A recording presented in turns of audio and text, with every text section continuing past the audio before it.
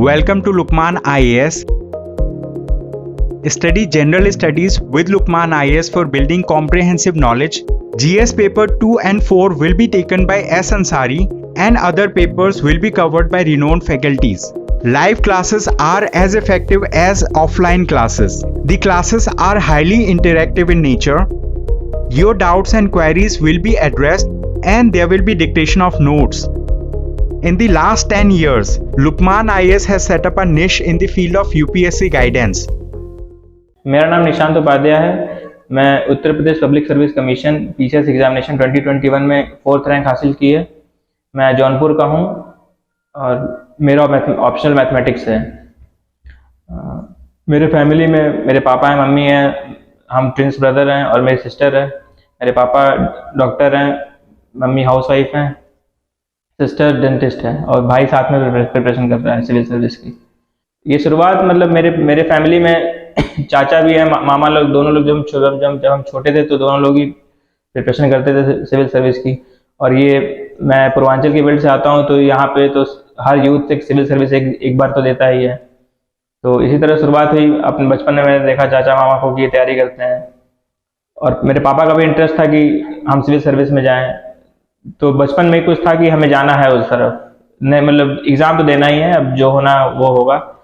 तो इसी तरह शुरुआत हुई। 10th किया, 12th किया, इसीलिए मैंने 10th में मैथ चूज़ किया।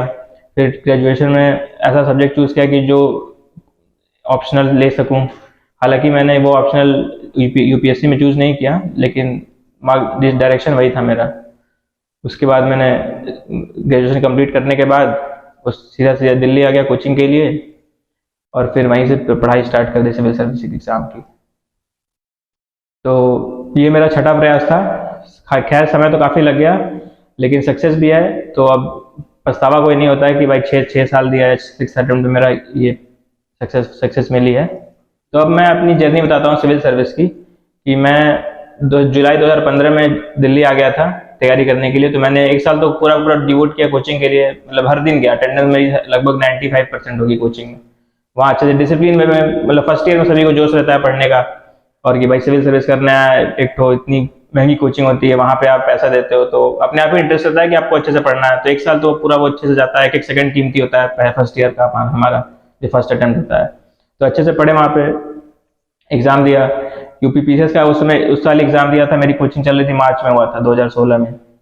तो वहाँ एग्ज़ाम दिया, मतलब वो फर्स्ट एक्सपीरियंस था मेरा। तो खैर ठीक ठाक नंबर आ गए थे। प्रीलिम्स कट ऑफ तो नहीं हुआ था पर 20 नंबर से रुक गया था। 120 नंबर लगभग आए थे, तो उस बार नहीं हुआ। तो सेकंड अटेम्प्ट में थोड़ा स्ट्रेटजी देखा कि यूपी पीसीएस की प्रीलिम्स करने के लिए क्या क्या करना चाहिए। तो कई टॉपर्स की वीडियोस देखे और टॉपर से जो बातचीत भी की कि भाई क्या करना चाहिए UP PCS mains, UP PCS prelims clear करने के लिए। तो उन्होंने बोला कि प्रीवियस ईयर क्वेश्चन अच्छे से आपको याद होने चाहिए, आप प्रैक्टिस कर लेना चाहिए प्रीवियस ईयर क्वेश्चन के। लगभग 20 साल कर लीजिए, 10 साल 20 साल जितना हो पाए उतना कर लीजिए। तो मैंने वही स्ट्रेटजी फॉलो की कि लास्ट 20 ईयर्स के क्वेश्चन प्रीलिम्स के सॉल्व किए पूरे। तो मतलब 2017 में मेरा नेक्स्ट अटेम्प्ट में प्रीलिम्स तो क्लियर हो गया था, लेकिन ऑप्शनल मेरा मैथ्स था। उस टाइम 2 ऑप्शनल थे। तो हालांकि सोशल वर्क मैंने तो सेकंड लिया था। अब हालांकि वो इंटरेस्ट नहीं है रेलेवेंट अब, क्योंकि पैटर्न चेंज हो चुका है। और मेरे उस बार क्लियर भी नहीं हुआ, प्रिपरेशन उतनी नहीं थी। उसी साल मेरा यूपीएससी का मेंस भी था तो क्लैश हो गया था, तो वो क्लियर हुआ नहीं। जब पैटर्न चेंज हुआ 2018-2019 में, तो अब जो भी था अनफॉर्चुनेट था मेरे लिए कि मैं प्रीलिम्स ही नहीं क्लियर कर पाया 2 साल। तो 2020 में आप जो जानते हैं कोरोना क्राइसिस थी, उस समय मैं घर आया, दिल्ली छोड़ दिया था मैं कोरोना क्राइसिस के बाद, पेंडेमिक के बाद। तो घर आया, वहाँ पे पढ़ाई की। तो लकीली मेरा क्लियर दोनों हो गया उस साल यूपी 2020 में। यूपीएससी भी हो गया और यूपी पीसीएस का प्रीलिम्स, दोनों का प्रीलिम्स क्लियर हो गया। तो खैर दोनों एग्जाम थे। तो यूपीएससी का दोनों एग्जाम अब पैटर्न ऐसा हो गया कि मेंस एग्जाम लगभग 2-3 दिन के गैप में दोनों का हो जाता है। तो उस साल भी वैसा ही था 2020 में। तो यूपीएससी का मेंस दिया मैं, उसके 2 दिन बाद ही यहाँ का था यूपी पीसीएस का मेंस था जनवरी में। तो पैटर्न सेम है, तो तैयारी में बहुत फर्क नहीं था। बस हिंदी के लिए आपको अलग से पढ़ना पड़ता है, जो कि मैंने पढ़ा भी 2-3 दिन। मेरी हिंदी थोड़ी वीक है जिस तरह से मेरे मार्क्स आते हैं यूपी पीसीएस में। तो पढ़ा, हिंदी पढ़ा अच्छे से, और ऑप्शनल और जीएस तो वही प्रिपरेशन में था, यूपीएससी के सेम पैटर्न में। तो मुझे मतलब उम्मीद तो नहीं थी, लेकिन उस साल मेरा मेंस क्लियर हो गया था, तो कॉन्फिडेंस बढ़ा कि भाई नहीं, यूपी पीसीएस तो किया जा सकता है। अब मतलब मेरी राइटिंग स्टाइल अच्छी है कि मतलब मेंस हुआ है तो मतलब राइटिंग स्टाइल अच्छी है, मेरे ऑप्शनल पे कमांड है, तो इस तरह से कॉन्फिडेंस बढ़ा कि नहीं, अब मेंस क्लियर हो सकता है यूपी पीसीएस। तो मैंने इंटरव्यू दिया, तो 3 मार्क्स से मेरा मिस हो गया फाइनल सिलेक्शन। तो थोड़ा दुख तो हुआ कि भाई ऑप्शनल अच्छा हुआ था, जीएस ठीक था, तो लगा था कि फाइनल में नाम तो आना चाहिए, लिस्ट में नेम आना चाहिए, बाकी पोस्ट जो भी हो। खैर नहीं हुआ, तो 2021 के लिए ट्राई किया यूपी पीसीएस का, तो प्रीलिम्स में हो गया। फिर मेंस के लिए ऐसा था कि एक बार एक्सटेंशन में मिल गया था, वो जनवरी में इलेक्शन है ओमिक्रॉन की वजह से, तो और प्रिपरेशन मेरी बूस्टअप हो गई कि जो मैथ्स में मेरे जो न्यू पार्ट, थोड़े से सिलेबस चेंज है यूपीएससी और यूपी पीसीएस के ऑप्शनल का मैथ्स का, तो जो न्यू पार्ट से लाइक आपके टेंसर एनालिसिस है, तो वो मैं थोड़ा पढ़ा, उसको यूट्यूब के वीडियोस देखे उसको पढ़ने के लिए, और लकीली वो पैटर्न इस बार मैथ्स का ऑप्शन का चेंज हो गया था कि टेंसर कंपलसरी में डाल दिया, और मतलब हर क्वेश्चन में टेंसर आ गया था, टेंसर एनालिसिस, और मैं पढ़ा हुआ था उसको, तो मैं अच्छे से कर पाया उस क्वेश्चन। बाकी जीएस पे था मुझे कमांड कि मैं आंसर सारे लिख लेता था, टाइम पे लिख लेता था, क्वालिटी भी हो जाती थी, पॉइंट वाइज भी लिखता था आंसर, डायग्राम भी ऐड हो जाते थे सफिशिएंटली, डायग्राम भी ऐड हो जाते थे, यूपी का डायग्राम हो चाहे रिवर्स का हो, कुछ भी हो। तो इस तरह करते हुए था, कॉन्फिडेंस था कि इस बार भी इंटरव्यू कॉल तो आनी चाहिए, और थैंक गॉड आ भी गई इंटरव्यू कॉल। तो मेंस मतलब मार्च में हो गया था, क्योंकि एक्सटेंशन मिल चुका था, जनवरी में पहले होने वाला था 2022 में, फिर उसके बाद मार्च में हुआ फाइनली। तो मेंस अच्छा हुआ था मेरा, तो था एक्सपेक्टेशन थी कि हो जाएगा मेंस, और वो हो भी गया। उसका रिजल्ट लगभग वो भी डिले हुआ, थोड़ा हुआ था कि मई में आ जाएगा, लेकिन जुलाई में आया, जब तक मैं दिल्ली आ गया था, क्योंकि मेरा यूपीएससी का प्रीलिम्स इस बार हो गया था, तो मैं मेंस लिखने के लिए दिल्ली आ गया था। तो मेंस का रिजल्ट आया जुलाई में लगभग, तो उसमें भी सिलेक्शन हो गया था। तो उसके बाद मैं वहीं पे दिल्ली में ही था, तो वहाँ से मैंने इंटरव्यू के लिए सेशन लिया वहाँ पे। उसके बाद मेरा जो इंटरव्यू दिया जुलाई में, फिर था कि रिजल्ट आने वाला था, उसके बाद फिर आप जानते हैं कि कोर्ट केस हो गया था, तो उसमें भी डिले हो गया रिजल्ट निकलने, पब्लिश होने में। तो रिजल्ट अभी कल परसों आया हुआ है, तो थैंक्स कि मेरा हो चुका है उसमें, और मैं सिलेक्टेड हो चुका हूँ उसमें। तो ये रही मेरी इस बार की जर्नी 2021 सिलेक्शन की। अब मैं आपसे ये डिस्कस करता हूँ कि क्या क्या मतलब परेशानियाँ आई मेरे इस एग्ज़ाम में, और क्यों मुझे इतने अटेम्प्ट लग गए, 36 अटेम्प्ट में लग गया मुझे क्लियर करने में। तो जैसे कि आप कोई भी इस एग्ज़ाम में अगर एंटर करता है, तो कहीं ना कहीं मतलब इंटरेस्ट पहले से रहता है कि इसमें जाना है, या वो इंटरेस्ट उस समय बना हो, 1-2 साल में बना हो, या फिर बचपन से हो, या फैमिली का हो कि लड़के को बनाना है। वो फैमिली, जैसे आप यूपी और बिहार इस स्टेट में है, तो लगभग फैमिली का रहता है ओरिएंटेशन कि भाई बच्चे को सिविल सर्विस में जाना है। तो इसी तरह से मेरी फैमिली में भी था, तो बचपन से था कि आपको इसमें जाना है। और एक वाकया भी है कि कहाँ से मैं आईएएस के बारे में जाना, आपको फनी भी लग सकता है, पर क्लास 6-7 में जब मैं था, तो एक मतलब हम जब स्कूल जाते थे, तो वो डीएम आवास था वहाँ बगल में, तो वहाँ के एक डीएम थे, तो उस साल या फिर ठंडी कुछ ज़्यादा थी या बारिश बहुत होती थी, तो वो छुट्टियाँ बहुत देते थे। रोज़ हम दैनिक जागरण में सुबह में देखते थे कि आज छुट्टी तो नहीं है, आज छुट्टी तो नहीं है। तो पापा हमारे कहे कि भाई ये छुट्टी डीएम लोग करते हैं। तो हम भाई थे कि भाई ये कौन है कि छुट्टी कर दे रहा है, प्रिंसिपल तो है नहीं, ये टीचर हमारा स्कूल का। तो पता चला कि नहीं, आईएएस हैं, वो छुट्टियां कर देते हैं। तब थोड़ा हम क्यूरियस हुए कि भाई ये इतनी पावरफुल है कि पूरे डिस्ट्रिक्ट में छुट्टियां कर देते हैं ये स्कूल की। मान लीजिए, हालांकि उस समय हमें छुट्टियों में इंटरेस्ट था, स्कूल में कौन हम छुट्टी पसंद करते थे कि भाई छुट्टी हो रोज। तो उस तरह से जानने को मिला आईएएस। वो थोड़ी एक छोटी सी स्टोरी थी। उसके बाद जैसे मेरे चाचा लोग थे, मामा लोग थे, वो लोगों ने दिया था एग्जाम। तो जब हम क्लास 9th-10th में थे, तब वो एग्जाम देते थे, तो कभी कभार उनके पेपर देख लिया करते थे, तो लगता था ये तो हमारा ही है, ये तो हमारी साइंस आ गई है, इसमें हमारी मैथ्स आई है, तो ये तो बहुत ईजी पेपर है। तो बस वैसे ही देखते हुए थे, और ये भी दिमाग में बैक ऑफ द माइंड था कि जाना तो है, एग्जाम देना है। तो चलते गए आगे उसी पाथ पे। फिर 12th हुआ, फिर ग्रेजुएशन हुआ। इस तरह से इंटरेस्ट था, और फैमिली का भी था कि भाई करना है, तो मैंने फाइनली चूज़ की है। अब मैं वो डिस्कस करता हूँ कि क्या आप करिए कि आपके अटेम्प्ट कम हो सके, कम टाइम लगे, क्योंकि ये एग्ज़ाम ऐसा है कि आप मान सकते हैं कि 1-2 साल तो आपको लगेगा ही लगेगा। जो बोलते हैं कि फर्स्ट अटेम्प्ट में क्लियर करते हैं, वो कम से कम 2 साल पहले से तैयारी करते रहते हैं। वो अटेम्प्ट भले ही पहला उस समय दें, लेकिन तैयारी उनकी 2 साल पहले से रहती है। मेरी मिस्टेक आप जान सकते हैं कि मैं ग्रेजुएशन तक तो आराम से ग्रेजुएशन किया, उसके बाद ही जब मैं कोचिंग आया तो मतलब वो बिना होमवर्क किए मैं कोचिंग में सीधे आया कि हमें लगा सिर्फ कोचिंग सारा कुछ करा देगी, हम कर लेंगे उसके बाद। तो ये एक गलत स्ट्रेटजी थी उस टाइम। जब भी आपका इंटरेस्ट हो इसमें, तो आप ग्रेजुएशन में तो आप वहीं से फाइनल ईयर में, ग्रेजुएशन में या थर्ड ईयर में एनसीईआरटी पढ़ना स्टार्ट कर सकते हैं। बेसिक एनसीईआरटी पढ़िए, आराम से पढ़िए उसको, मतलब समझते हुए पढ़िए उसको। ये नहीं कि बस हम पहले ही अंडरलाइन कर रहे हैं, नोट्स कर रहे हैं, नोट्स बना रहे हैं। आराम से आप बुक परचेज कीजिए 6 से 10 तक, इजी होती है, आप लैंग्वेज इजी रहेगी उसकी, आप आराम समझ सकते हैं उसको। तो वो आप पढ़िए 6 से 10 की, जैसे ज्योग्राफी की हो गई, पॉलिटी की तो 11th की खैर ज़्यादा अच्छी है, पर आप पढ़ सकते हैं अंडरस्टैंडिंग के लिए, बेसिक चीज़ें जानने के लिए कि अर्बन लोकल बॉडीज़ क्या होती हैं, पंचायत क्या होती हैं, डेमोक्रेसी क्या होती है, इन सबसे टर्म से फेमिलियर होने के लिए। फिर हिस्ट्री की पढ़िए, ज्योग्राफी की पढ़िए, पॉलिटी की पढ़िए। तो 6 से 10 तक आप पहले पढ़ लीजिए। वो इससे आपको फीलिंग, मतलब जो होता है ना कि फील करते हैं आप जैसे इंजीनियरिंग बैकग्राउंड से हैं, चाहे बायो डॉक्टर वाले बैकग्राउंड से हैं, तो आप कट ऑफ हो जाते हैं इन सब ह्यूमैनिटीज सब्जेक्ट से। तो फील लेने के लिए सब्जेक्ट को कि भाई हम जान सकें कि आगे क्या करना है, तो आप वो सारे 6 to 10 पढ़ सकते हैं उसके बाद। तो आप ग्रेजुएशन में ये कर लीजिए।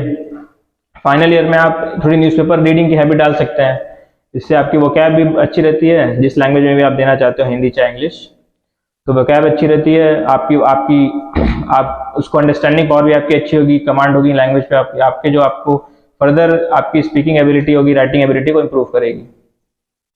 तो ग्रेजुएशन से आप ये करते हैं, उसके बाद आप इंटर करते हैं, तो काफ़ी आप प्रोडक्टिव रहेगी, आपका टाइम, मतलब आपको टाइम कम लगे। उसके बाद आपका डिसीजन है कि आप कोचिंग लेना चाहते हैं कि नहीं लेना चाहते हैं। आजकल तो यूट्यूब में काफ़ी आपको मिल जाएगा कंटेंट, यूट्यूब के, मतलब इवन यूट्यूब पे आपके पेड कोर्सेज भी आते हैं कि वो स्ट्रेटेजाइज करके बता देते हैं। तो आपका जो इच्छा हो, जो मन हो आपका, वो कर सकते हैं। खैर अगर मेरी पर्सनल ओपिनियन होगी तो मैं बोलूँगा यूट्यूब पे मतलब कंटेंट तो बहुत ज़्यादा है, मतलब आप अगर देखना चाहें तो आप पता नहीं कितने वीडियोस देख डालें, क्योंकि यूट्यूब या फिर कोई लिसनिंग वाली चीज़ की ये ड्रॉबैक है कि आप बस सुनते चले आते हैं, उससे वो जो कवरेज होता है वो प्रॉपर नहीं हो पाता है। तो या फिर आप कोई पेड कंटेंट लीजिए जो आपको पूरा स्ट्रक्चर करके दे दे, या फिर आपका प्लान है, आपका डायरेक्शन है, आपको एक प्लान बनाया हुआ 1 साल का, तो उस पर चलिए तो ठीक है। DKT state PCS। अगर आप केवल स्टेट PCS के वीडियो देखना चाहते हैं तो सब्सक्राइब करिए DKT स्टेट PCS।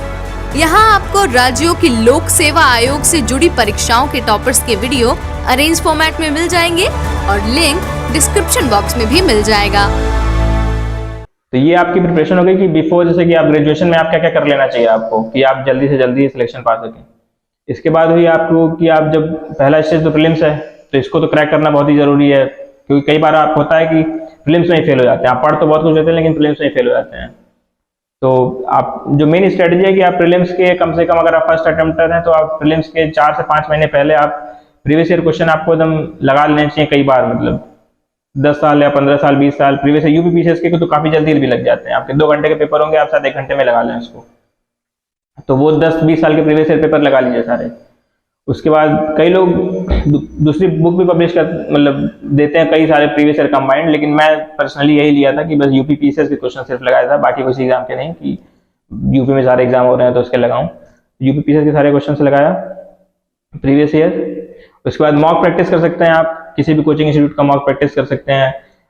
2 घंटे में अगर आप वो करते हैं मॉक जैसा एटमॉस्फेयर बना के करते हैं, तो वो काफ़ी हेल्पफुल होता है कि आप उससे अपनी मिस्टेक एनालाइज कर पाते हैं कि आप क्या सोचकर वो क्वेश्चन टिक किए हैं, क्या सोचकर नहीं टिक किए हैं, आपको कहाँ आपका लैक्यूना है, तो वो आप उससे डिसाइड कर सकते हैं मॉक प्रैक्टिस से 2 घंटे में करके।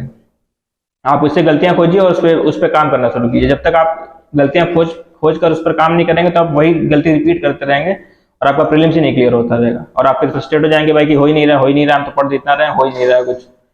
तो आपको हर जगह एनालाइज करना बहुत जरूरी है आपको, चाहे प्रीलिम्स हो, चाहे मेंस हो, चाहे इंटरव्यू हो, जहां भी आप फेल हो रहे हैं उसको एनालाइज करिए। जब क्योंकि ये यूपीएससी है चाहे यूपी पीसीएस है, वो एक डिफाइंड ओरिएंटेड एक पाथ है। आप जहाँ भी आप गड़बड़ है मतलब आप घिसना है वहाँ पे, आपको होन करना है वहाँ पे अपनी स्किल आपको कि आप उस डायरेक्शन में घुस जाए। तो ये रही कि प्रीलिम्स की स्ट्रेटजी। मान लीजिए आप प्रीलिम्स क्लियर कर लेते हैं, और क्योंकि आप एक पढ़ाई तो इंटीग्रेटेड होती है, आप मेंस प्रीलिम्स के साथ ही करते हैं। बस मेंस में अंतर ये हो कि आपको लिखना होता है, प्रीलिम्स वहाँ पे आंसर सामने रहता है, आपको बस आपको खोजना होता है सही वाला कौन है चाहे गलत वाला कौन सा है, तो आप सही विकल्प पे पहुंच सकें। लेकिन मेंस में आपको वो चीज़ें लिखनी होती हैं, तो आपको मेमोरी भी चाहिए आपको कि आप सही सही लिख पाएँ, फैक्ट और डेटा भी याद करना होता है कि भाई आपका कंटेंट आपका सब्सटेंशिएट हो पाए। आप मतलब दूसरों से कैसे अच्छा लिख रहे हैं, इसके लिए आपको डायग्राम फिगर डालना पड़ता है।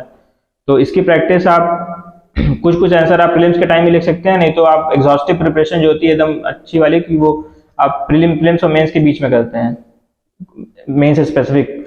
और कुछ सब्जेक्ट होते हैं आपके जो सिर्फ एक्सक्लूसिव टू मेंस होते हैं, वो आपको पढ़ना होता है। वो जीएस में भी हैं और ऑप्शनल तो आपको नया पूरा रहेगा, एथिक्स पूरा, जीएस 4 आपको पूरा नया रहता है वो।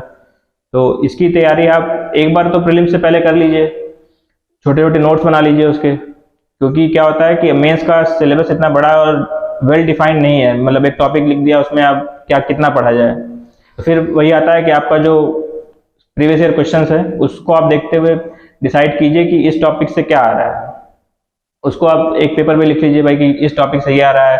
कुछ क्वेश्चन होते हैं जीएस के कि वो पूछे नहीं जा रहे हैं 10 साल से, तो उसको मत पढ़िए आप, क्योंकि मेंस में इतना कुछ हो जाता है और 2-3 महीने का एक समय होता है बीच में, प्रीलिम्स और मेंस के बीच में। तो आपके पास जब कंटेंट पहले से रेडी होता है, आप A4 पे लिख के रखे हुए हैं कि भाई इस टॉपिक के लिए हमको ये पढ़ना है, इस टॉपिक के लिए ये पढ़ना है, चाहे वो आपको ऑप्शनल हो, चाहे वो जीएस के चारों पेपर हो, चाहे वो एसए हो, चाहे वो हिंदी हो। तो इस तरह का चीज रहेगा तो मतलब आप कोई कह सकता है कि हम बिना ये किए भी हम क्लियर कर सकते हैं, लेकिन आप ये किए रहेंगे तो आप ही को आसानी होगी, आपको रिवाइज करने में आसानी होगी, आपको वहाँ पे याद करने में, रिकॉल करने में आसानी होगी एग्जाम हॉल में, क्योंकि 3 घंटे का प्रेशर बहुत होता है कि आपको 20 क्वेश्चन लिखने होते हैं 3 घंटे में।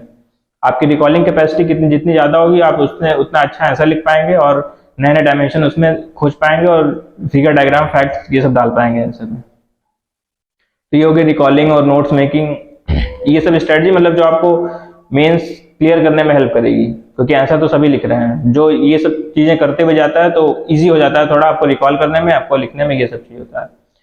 और इसके बाद ऑप्शनल की स्ट्रेटजी बताता हूँ। क्योंकि मेरा मैथमेटिक्स ऑप्शनल है और यूपी पीसीएस में मैंने तो अभी नहीं देखा कि कोई मैथमेटिक्स ऑप्शनल से इतनी रैंक लाया हो चाहे एसडीएम बनाओ, शायद मैं इतना सर्च नहीं किया होऊंगा, लेकिन मुझे तो नहीं मिला।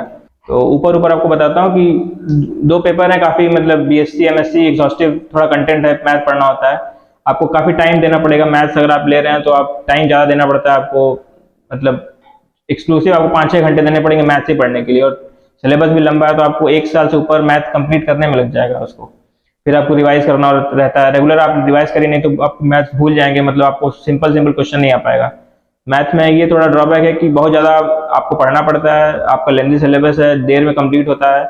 ये है कि आप अगर आप सही करते हैं क्वेश्चन तो स्कोर मिलेगा, लेकिन आप गलत करते हैं तो पेनल्टी बहुत ज़्यादा हो जाती है कि आप 100 में से आप 50 भी नहीं पा पाए अगर गलत क्वेश्चन करते हैं, एरर करते हैं मैथ्स में। तो ड्रॉबैक ये है, लेकिन फायदा होगा, लेकिन तभी फायदा होगा जब आप अच्छे से पढ़ें, वहाँ पे अच्छे से क्वेश्चन करेंगे।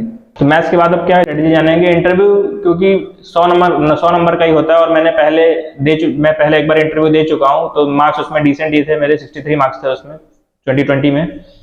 तो मुझे नहीं लगता था कि मेरी इंटरव्यू में या फिर स्पीकिंग एबिलिटी में या फिर वो जो भी वो टेस्ट करते हैं उसमें दिक्कत है।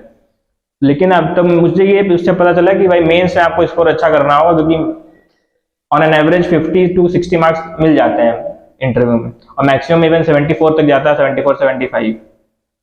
तो इस पे डिपेंडेंसी नहीं रखना चाहिए कि इंटरव्यू में हम डिपेंडेंट रहे, इंटरव्यू में स्कोर हाई कर लेंगे। वहां पे कुछ भी हो सकता है, वो कुछ भी क्वेश्चन पूछ सकते हैं आपसे रैंडम, मतलब कुछ भी, मतलब वो आपका सब्जेक्ट भी हो सकता है, वो रैंडम सिचुएशनल क्वेश्चन हो सकते हैं, कुछ भी हो सकता है वो।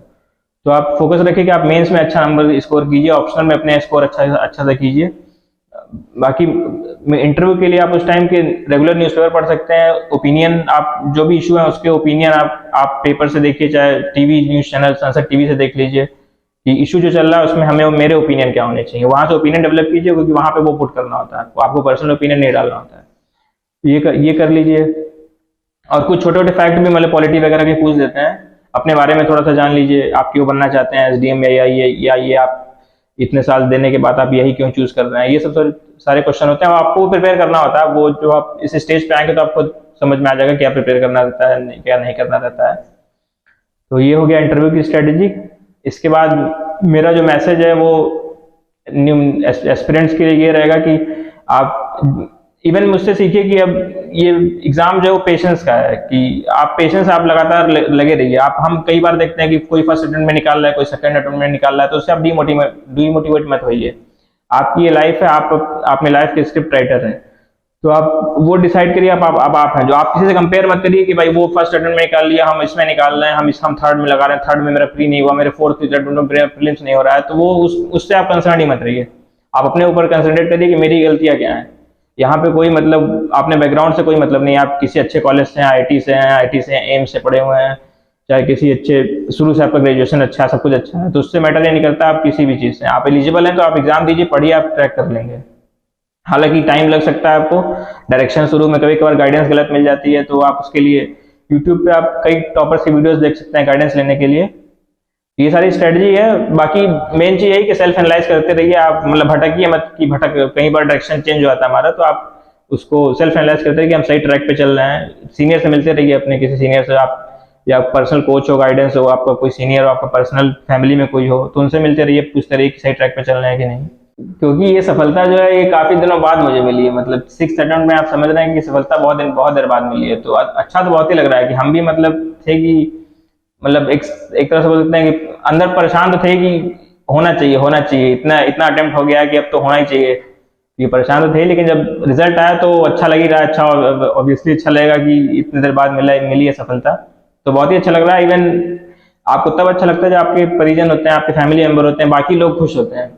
क्योंकि मेरी इंजीनियरिंग के बाद से मतलब फैमिली में कुछ था ही नहीं, कि मतलब सादा था सब कुछ। जैसे आप ग्रोथ करते रहते हैं, मतलब क्लासरूम जब होता है, आपका स्कूल होता है, तो आप हर साल एक नए स्कूल मतलब नए क्लास में आते हैं, फिर ग्रेजुएशन करते हैं। लेकिन उसके बाद से मतलब सब कुछ शांत था, तो ये भी था कि अब सब कुछ हुआ है इसके बाद, तो खुशी तो है ही है, और फैमिली मेंबर सभी लोग खुश हैं, तो अच्छा लग रहा है। हालांकि सबके लिए पैंडेमिक तो मतलब सबके लिए क्या, मेरे लिए भी पैंडेमिक खराब था, क्योंकि इतनी सिचुएशन थी, क्राइसिस की सिचुएशन थी, इतनी डेथ्स हुई, कंट्रोलेबल नहीं था।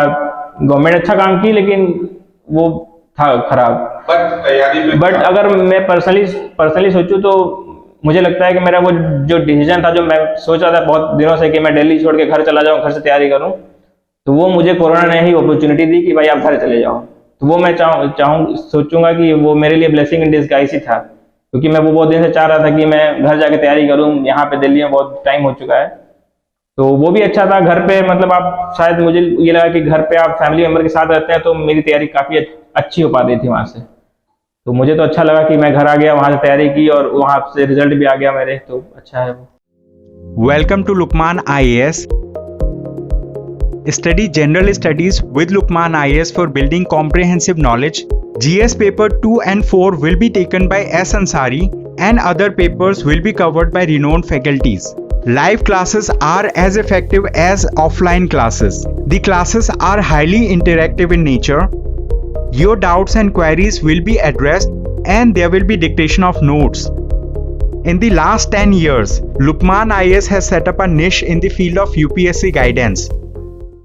ये एग्जाम मतलब वो नहीं, वनडे वाला एग्जाम नहीं है कि आप मतलब स्कूल डेज में मतलब कॉलेज में चाहे लास्ट हफ्ते में वन मंथ में आप तैयारी करके निकाल लेंगे। ये एग्जाम डिमांड करता है, टाइम तो देना पड़ेगा एग्जाम को, आपको सेक्रीफाइसेस भी काफी देने पड़ेंगे, फैमिली तो नहीं, फ्रेंड्स छोड़ने पड़ते हैं, आपकी जो लेजर टाइम होता है उसको छोड़ना पड़ता है, एंजॉयमेंट छोड़ना पड़ता है थोड़ा बहुत, तो ये सब सेक्रीफाइसेस हैं, लेकिन वो वर्थ होते हैं। जब आपका रिजल्ट आता है तो आपको लगता है कि ऑल पेड ऑफ।